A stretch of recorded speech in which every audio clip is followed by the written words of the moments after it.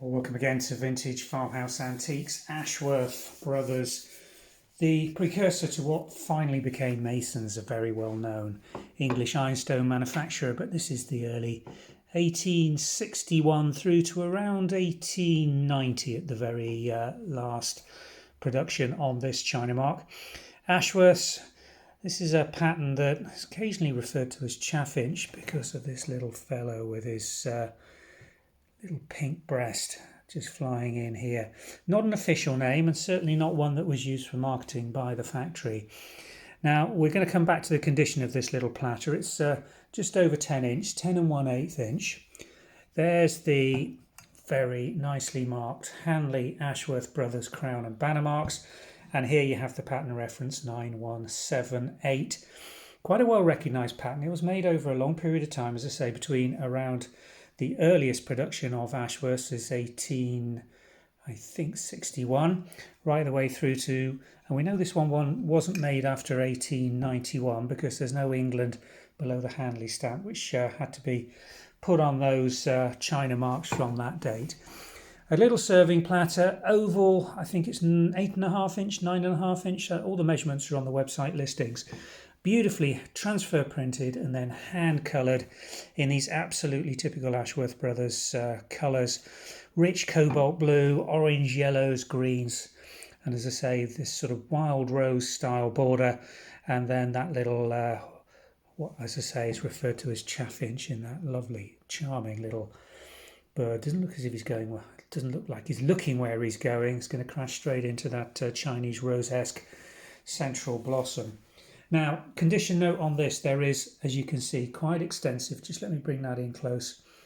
Fine glaze cracks or crazing where the glaze has cracked through over the course of time. And then there's this light brown staining in those cracks. So it gives a sort of mosaic background appearance.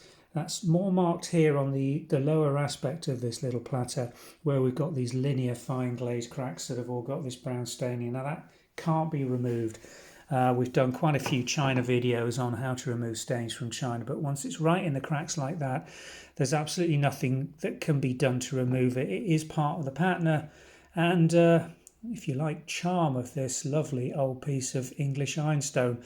You'll love it or hate it. Some people will be really annoyed by the staining and the glaze crazing on this and not touch it with a barge pole.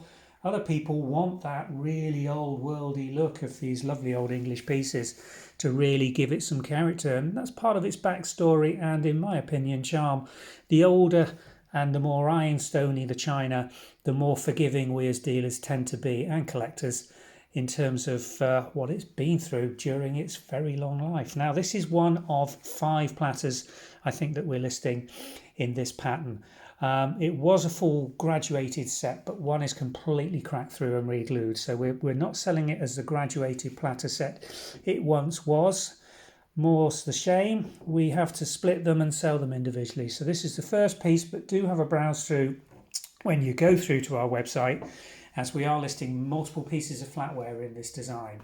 So this is Ashworth Brothers from late 1860s through to early 1890s, pattern 9178, and I just love it. Chance to put a really good dresser display through, and if you've got this, and it does occasionally come to the market, but not in big quantities. I think we've got 12 dinner plates, 12 desserts, 12 sides, and some absolutely fantastic terrines and little sauce terrines on stands with their original ladles. So those are going to be really sought after, I'm sure.